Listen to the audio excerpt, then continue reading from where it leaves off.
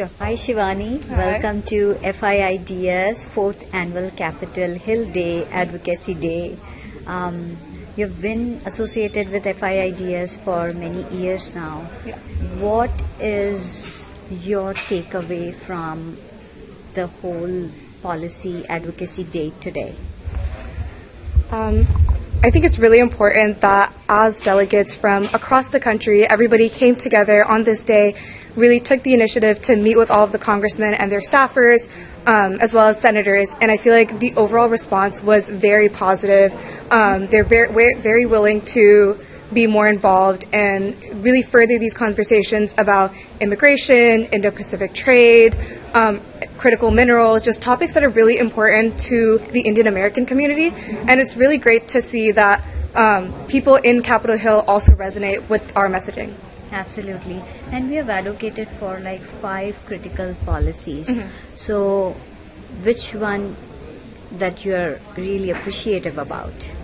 I personally spoke a lot about immigration because America as a country, getting high-skilled immigrants here is one of our greatest strengths.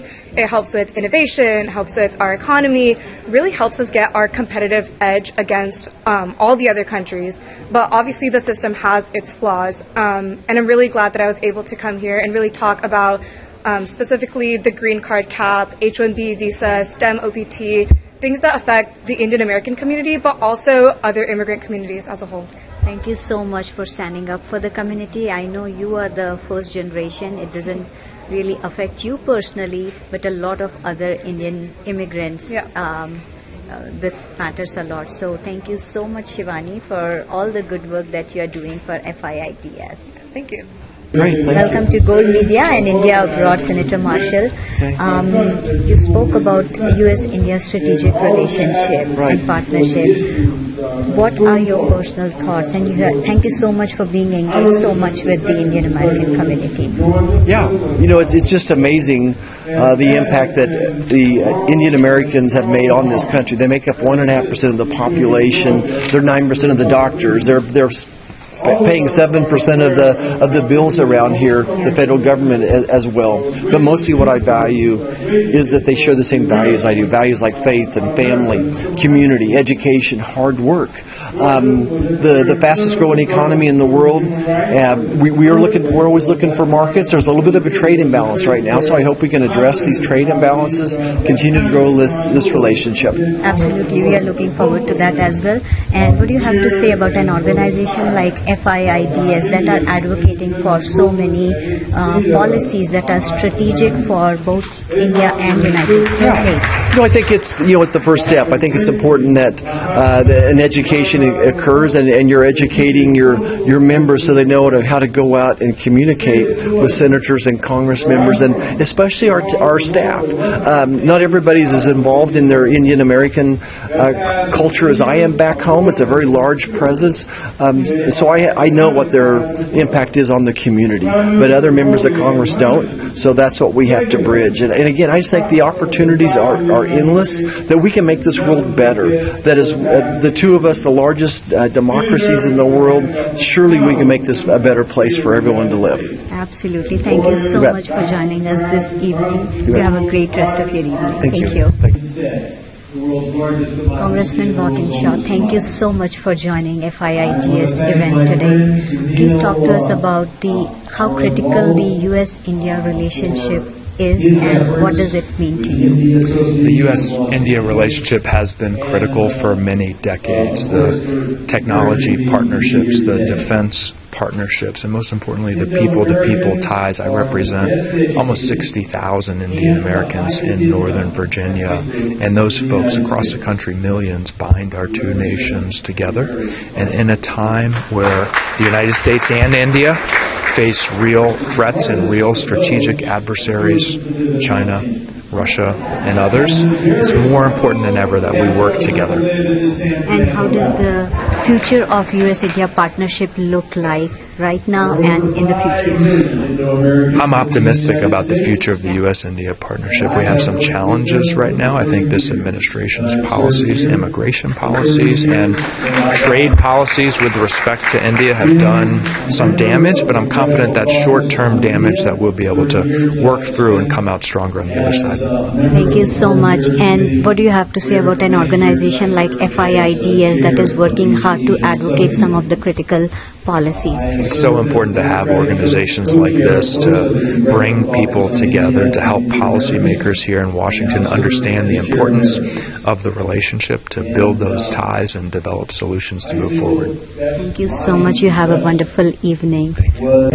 Congressman, we all know that China has dominated the rare earth elements sector for many decades. And they have dominated mines, they control mines, they've rented mines, now they own mines, 90% of it. What can the United States do with India in a partnership to help get some of that sector back with us? Well, I think the first thing that's key with respect to rare earth minerals is continue innovating, so we don't need as many rare earth minerals, right? And those technology partnerships between the U.S. and India are critical. So advanced battery technologies that don't rely on rare earth minerals as much are key. So I think we have to. That's step one. And then beyond that, we got to partner with all of our allies around the globe, including India, to expand access to rare earth minerals everywhere. And the good news is China's big, large landmass, large population, large economy. But the United States, partnered together with all of its allies, especially India, is bigger, stronger, and more powerful economically.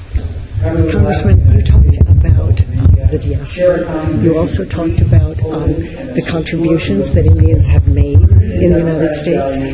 How much more can Congress do to keep that relationship strong while there is also a rising anti-Indian sentiment in the United States? We have to combat hatred against Indo-Americans and Hindu-Americans at every step, and make it plain that this is a country of people from all over the world.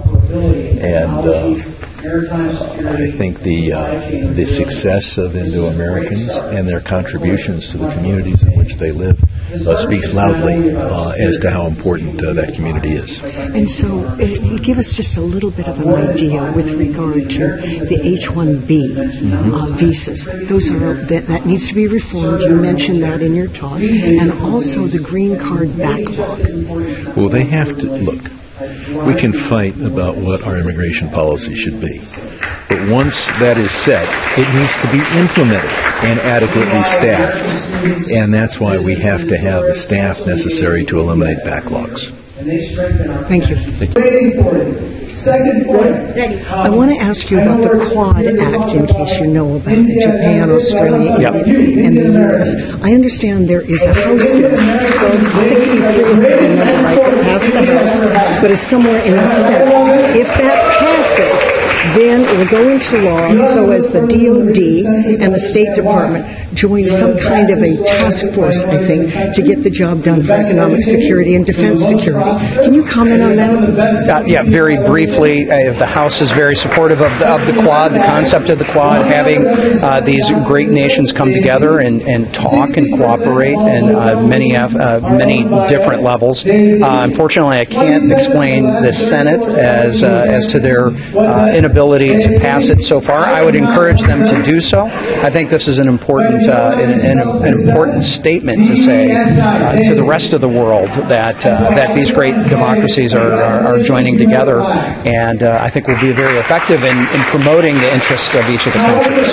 And what can you tell us real briefly about how FIIDS or Congress can help keep the good relationship between India that has been built over decades, India and the United States, while at the same time damping down the anti-India hate or even just sentiment? Yeah, well, it's about education, and I think people need to understand at all levels how important this relationship that India and the United States has, and both, again, not just economically, but the future, basically, really both of our countries really hinges on having a strong relationship. So we need to make sure that we are out there explaining and educating to people, and obviously rejecting any sort of racial bigotry that might be that attached. Needs to be damped down. Yes, Such as summits like this. Yes. Any final thing you want to add? Well, I'm very glad everybody is here and participating. They need to have their voice be heard. It's wonderful. We appreciate you. All right. Thank you. Thank you. Yeah. The United States and India continue this long decade good relationship.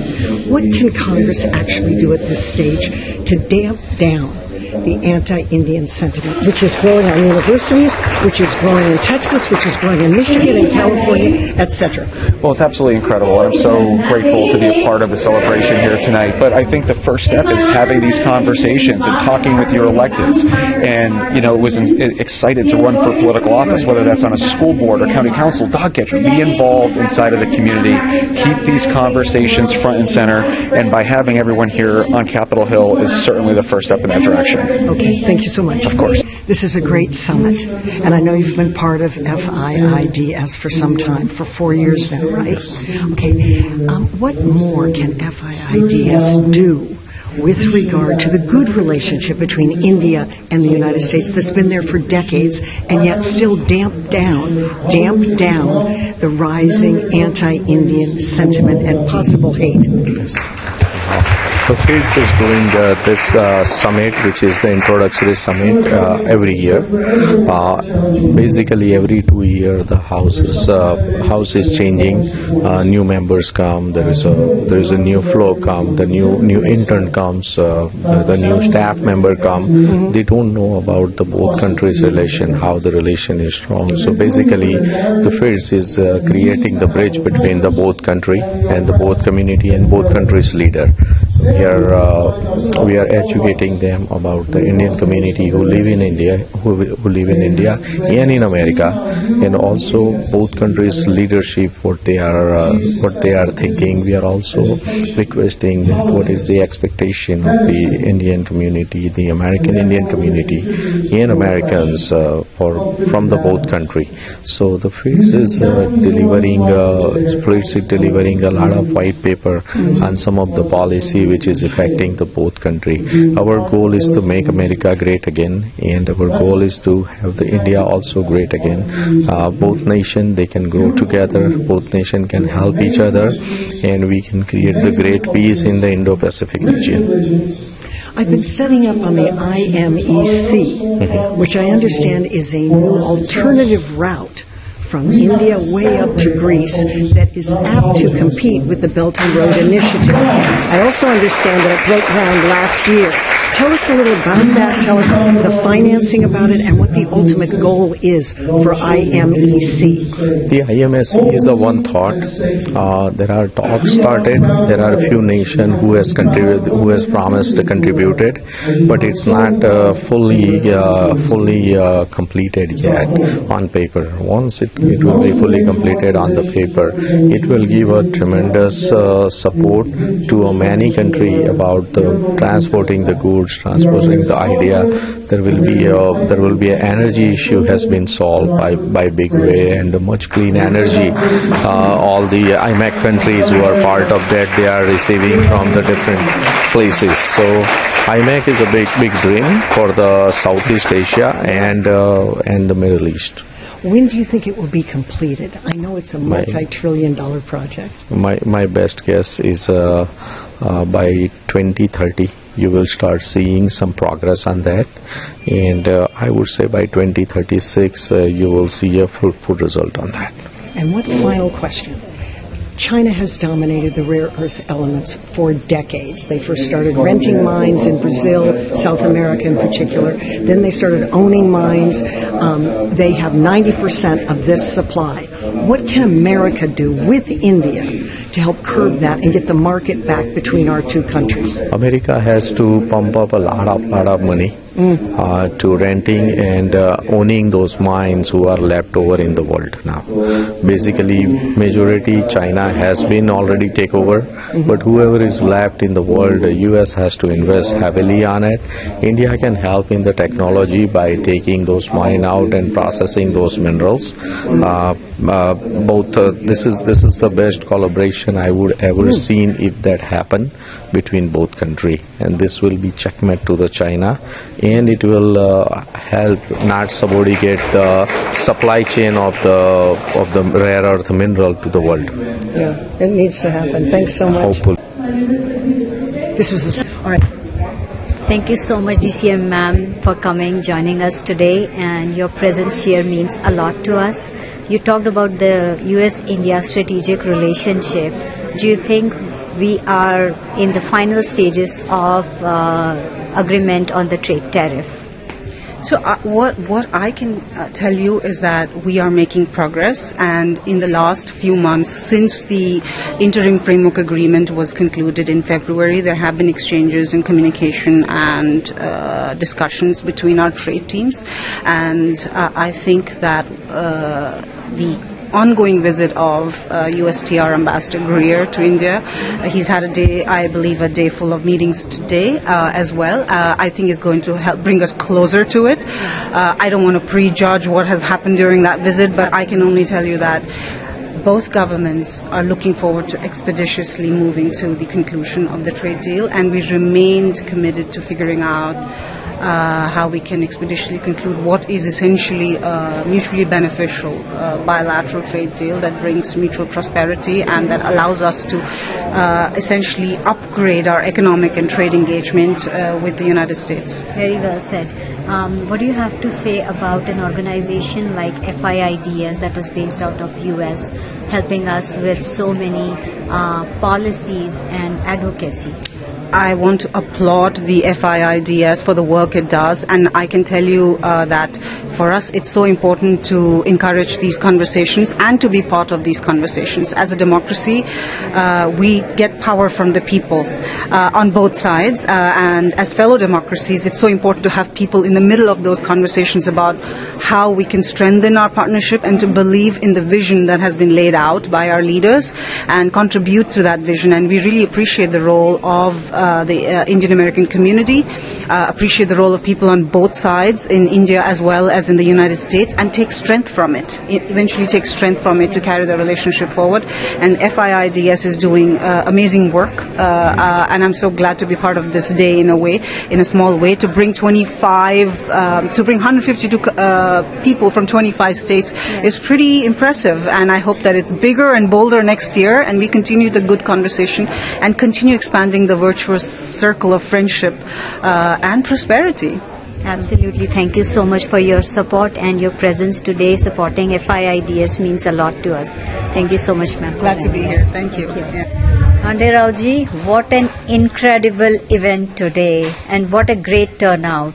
How did you do it? Thank you. So this is the work of hundreds of delegates from all over USA. They are passionate about Indo-American issues to make the influence result into some sort of impact. The Indian Americans have not been that much active into electoral, into the influence on the policy and advocacy space, interact with the administration, making the difference into, so they are into their own community. But that we create an awareness that it's very important that we need to be present, we need to make sure that our elected officials, they listen to our viewpoints, our issues, and reflect on that. Absolutely, and it was reflecting in all their speeches, like all the members of Congress, even Secretary Bethany, everybody stressed on how important and critical US-India relationship is. With all of that being said, Khande Rao ji, do you think, are we in the final stages of the trade agreement? I think as US-India relations has been both bipartisan agreed that most consequential relationship. India is definitely emerging as an economic powerhouse. It is rising to the third largest economy. US is the largest economy. So of course these two economies need to work together, and both of them have a vibrant democracy, a value-based society, lot of commonalities. So that is where on the world stage this partnership is a very important one. That's why the trade agreement, defense agreement, technology, manpower or the talent sharing, all these things are possibilities, not just for the bilateral benefits, for the entire world. Both the countries working together definitely would establish a long-term peace and prosperity in Indo-Pacific region. India also emerging as a leader of Global South, Global East. US has a wider interest in all over the world. US has been for last 50 years in the world stage. US has established a order, a discipline that definitely with India's emerging role, it will take a long way. Absolutely. And this year FIIDS picked up 5 policies that pretty much addresses a wide spectrum of issues. What work and research has gone behind the scene, because you came up with detailed justification, bill numbers, and there is so much that has gone behind. Please tell our viewers and how the team put together all the effort. So the Foundation for India Indian Diaspora Studies is a policy institute and awareness platform. So we have 2 wings. The one wing is focused on research. It does widespread of research. It does the congressional policies and bills. We also look at the outcomes of the think tanks. We interact with the think tanks. We also look at the how administration's various positions are there. We do the research on the how the pros and cons on each of these things. We are representing interest of Indian Americans. So we are in that perspective, what is good for the America. And of course in that perspective we strongly believe that being strong India, strong US India relationship is always good to be good for American interests. So America will have a stronger partner on the world stage. So with these beliefs, our researchers, we have a team of fellows or the experts who guides that. We have team of interns or who research, and that we have team of business or the policy analysts. They do these papers together, do the research and all, dive deep into that, look at both, evaluate perspective, both positive, negatives, and select the topics which are interest of Indian American point of view. So it is not limited to just US India, but it covers wider topics like say Indo-Pacific. Definitely over there India is the most important player in that region, but we also cover the topics related to immigration, which is Indian, those who come in United States, their issues are there. Then Indian Americans who strongly contribute in the economy of this country, we also bring to the attention of the elected officials and administration of their contribution, and in the light of that, whatever the issues, small or big are there, we try to surface to that thing. And finally, there are issues which beyond these 2 countries, if we really look at it, is a critical mineral, which is a critical for the global stability. The stability because the defense, space, even any electronic development, EV, all this depends upon the critical minerals. And it is going to be difficult for the world if this critical minerals is not accessible for the world. It is right now 80% of such resources is controlled by one country, which is not a democratic country. So it is definitely a danger for the world stability point of view. So that's why we brought the issues. They are not just related to say Indian Americans or US India or this one, but it goes beyond, because these are the interest of Indo-Americans. and Indo-Americans can have viewpoints on the broader topics and this one. But there are interests could be on the, like for example, ecology, energy, climates and all that thing. Yeah. But we need to prioritize them because we are limited strength. Yeah. So we then prioritize the topics which can be relevant for our influence point of view. Absolutely. And lastly, what message would you like to give to the young generation, Indian American young generation? So I would say that learn, engage and do the impact. So we have to learn how the things work. Mm-hmm. We have to learn what matters. Mm-hmm. We have to also learn the techniques. Mm-hmm. We have to be engaged in all this, whether it's a policy matter, elected officials, whether administration, we need to be engaged into that. And that's how we can lead and do the impact. Thank you so much for orchestrating such a magnificent event. Good luck for FIIDS. Thank you.